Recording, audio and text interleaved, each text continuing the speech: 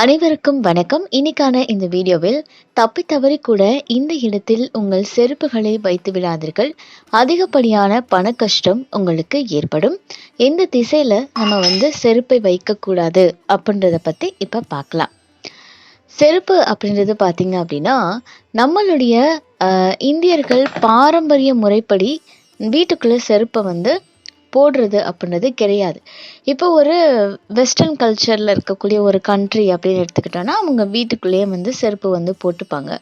ஆனால் நம்மளுடைய இந்திய இதுபடி பார்த்திங்கன்னா கலாச்சாரத்துப்படி நம்ம வீட்டுக்குள்ளே வர்றதுக்கு முன்னாடியே செருப்புகளை கழற்றி வச்சுட்டு காலை சுத்தம் பண்ணிட்டு அதுக்கப்புறம் தான் வீட்டுக்குள்ளே நம்ம வரணும் அப்படின்னு சாஸ்திரங்கள்ல சொல்லியிருக்கு. அதை தான் நம்மளுடைய முன்னோர்கள் அந்த காலத்துலேருந்து பின்பற்றிட்டு வந்தாங்க. இன்றைக்குமே சில பேர் அந்த வாய்ப்பு இருக்கும் பட்சத்தில் காலை கழுவிட்டு தான் வீட்டுக்குள்ளே வருவாங்க. ஆனால் இப்போ அப்பார்ட்மெண்ட்ஸ் அப்படி இப்படின்னு இருக்குது. நம்மளால் அந்த இது ஃபாலோ பண்ண முடியறது கிடையாது. இன்னுமே இப்போ நாகரிகத்தின் காரணமாக வீட்டுக்குள்ளேயே செருப்பு அணிகிறதை பழக்கமாக வச்சுருக்கோம். வாஸ்துப்படி நம்ம வீட்டில் செருப்பை கழற்றி வைக்கக்கூடிய இடம், செருப்பு வைக்கும் திசை, இது கூட நம்ம வீட்டுடைய நிதி நிலைமையை, செல்வ வளத்தை, குடும்ப நிம்மதி இதுக்கு காரணமாக அமையும். ஸோ எந்த இடத்துல செருப்பு வைக்கணும், எந்த இடத்துல எந்த திசையில் வைக்கணும் அப்படின்றதுமே நம்ம தெரிஞ்சுக்கிறது அப்படின்றது ரொம்ப நல்லதுங்க. நம்ம வீட்டுக்குள்ளே நுழைஞ்சதுமே பார்த்தீங்க அப்படின்னா, அப்பாடா வீட்டுக்குள்ளே வந்தாச்சு அப்படின்ற மாதிரியான ஒரு அமைதியான ஒரு சந்தோஷமான உணர்வு அப்படின்றது நம்ம எல்லாருக்குமே கண்டிப்பாக வேணும். வெளியில் போகிறோம் அப்படின்னா ஏகப்பட்ட பிரச்சனைகளை இதெல்லாமே சந்திச்சுட்டு வீட்டுக்கு வரக்கூடிய அந்த பொழுதுல மகிழ்ச்சியாக இருக்கணும். அங்கே நேர்மறையான விஷயங்கள் நமக்கு போன உடனே மைண்ட் ரிலாக்ஸாக இருக்கணும். அப்படி இல்லாமல் எதிர்மறையான ஒரு இது வந்துக்கிட்டே இருக்குது அப்படின்னா நமக்கு வீட்டில் எதிர்மறை ஆற்றல் இருக்குது அப்படின்னு தாங்க அர்த்தம்.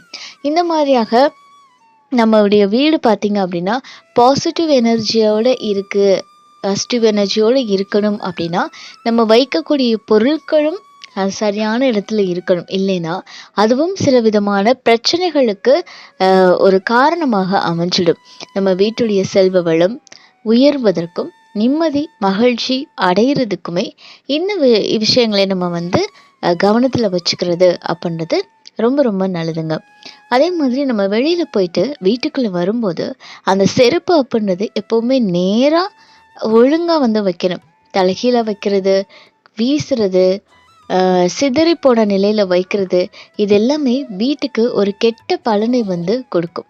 அதே மாதிரி வீட்டில் செருப்பை எப்போவுமே முறையாக அடுக்கி வைக்கணும். இல்லை அப்படின்னாலுமே அது எதிர்மறையான ஆற்றலை அதிகரித்து பிரச்சனைகளை உண்டு பண்ணும். அதே மாதிரி செருப்பு வைக்கக்கூடிய இடம் இல்லை ஸ்டாண்டே நான் தனியாக வச்சுருக்கேன் அப்படின்னா அதை மேற்கு திசையில் எப்போவுமே பார்த்தீங்கன்னா ஞாபகம் வச்சுக்கோங்க, மேற்கு திசையிலையோ அல்லது வீட்டுடைய தலைவாசலுக்கு வலது பக்கம் வைங்க. அதே மாதிரி சில பேர் நிறைய செருப்பு வாங்கி வச்சுருப்பாங்க, பயன்படுத்தவே மாட்டாங்க. அந்த மாதிரி பயன்படுத்தாத செருப்புகள்லாம் வீட்டில் இருக்குது அப்படின்னா அதை தூக்கி எறிஞ்சிடுங்க. இந்த மாதிரியான பழைய செருப்புகளை வச்சுருக்கிறது வீட்டில் பிரச்சனைகளை அதிகரிக்கும். அதே மாதிரி இந்த செருப்பு வைக்கக்கூடிய ஸ்டாண்டை எப்போவுமே பூஜை அறை அல்லது சமையலறை சுவற்றுக்கு பக்கத்தில் வைக்கக்கூடாது. இதனால் வீட்டில் பொருளாதாரம் தொடர்பான பிரச்சனைகளும் வரும். இது தவிர இந்த மேற்கு திசை தவிர மற்ற இடங்களில் நம்ம செருப்பு ஸ்டாண்டு வைக்கிறது அவ்வளவு நல்லது கிடையாது. ஒருவேளை மேற்கு திசையில் வைக்கிறதுக்கு எனக்கு வசதி இல்லை அப்படின்னு நினைக்கிறவங்க வடமேற்கு அல்லது தென்மேற்கு திசைகளை பயன்படுத்தலாம். இது ஓரளவுக்கு நமக்கு ஒரு பலனை கொடுக்கும்.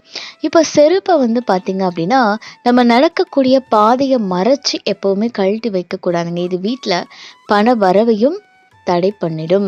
தெய்வ சக்தி வீட்டுக்குள்ளே வரதையே தடுத்துடும். நடப்பாதையில் கழட்டி வச்சுட்டு போகிறத தவிர்த்துக்கோங்க.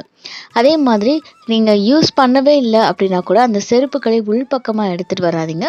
வீட்டுக்கு வெளிப்புறமாக இருக்கிறபடி செருப்பு ஸ்டாண்டை நீங்கள் வச்சுருங்க. அப்புறம் அருந்து போச்சு செருப்பு அப்படின்னா கூட எப்போவுமே வீட்டில் வச்சுக்காதீங்க. இதனால் உங்களுக்கு பிரச்சனைகள் உங்களை துரத்திக்கிட்டே இருக்கும். அருந்து போன செருப்பும் வீட்டில் வைக்கக்கூடாது. அப்புறமா வடகிழக்கு மூலையில் தப்பி தவறி கூட செருப்பை வைக்காதீங்க. இதனால் வீட்டில் வீண் விரயம், பல தட்டுப்பாடு இருக்கும். வடகிழக்கு மூலை அப்படின்றது குபேரர் குடி இருக்கக்கூடிய இடம் அப்படின்றதுனால அங்க வந்து ஆன்மீக சார்ந்த பொருட்களை வைத்தோம் அப்படின்னா, அது வந்து மேலும் மேலும் ஒரு நல்ல ஒரு அ மாற்றத்தை நமக்கு வந்து குடுக்கும். நல்ல விஷயங்கள் வந்து தொடர்ந்து நடக்கிறதுக்கு வந்து அது ஏதுவாக இருக்கும். அதனால இந்த மாதிரியான இடத்துல நம்ம வைக்கிறத தவிர்த்துக்கிறது அப்படின்றது ரொம்ப ரொம்ப நல்லது. அதே மாரி வடக்கு இல்ல கிழக்கு திசையில நம்ம வந்து செருப்பு இதெல்லாம் கழற்றி வைத்தோம் அப்படின்னா, அன்னை மகாலட்சுமி தேவிக்கு கோபம் ஏற்படும். இதனால வீட்டுடைய பொருளாதார நிலை பலவீனமாகும். வீட்டுல வறுமை அதிகரிக்கும். குடும்ப உறுப்பினர்கள் கிட்ட உடல்நிலை வந்து மோசமாகும் அப்படின்னு சொல்லப்படுகிறது. அதனால எப்பவுமே பார்த்தீங்கன்னா, மேற்கு திசையில வைங்க.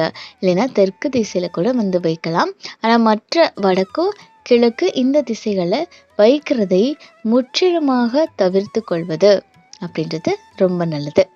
இந்த தகவல் உங்களுக்கு பயனுள்ளதாக இருக்கு அப்படின்னா மறக்காம உங்க நண்பர்கள் கூட பகிர்ந்துக்கோங்க. மேலும் இது போன்ற ஆன்மீக தகவல்களுக்கு என்னுடைய சேனலை நீங்க சப்ஸ்கிரைப் பண்ணிட்டு பக்கத்துல இருக்கக்கூடிய பெல் ஐக்கானையும் பிரஸ் பண்ணிக்கோங்க. நன்றி.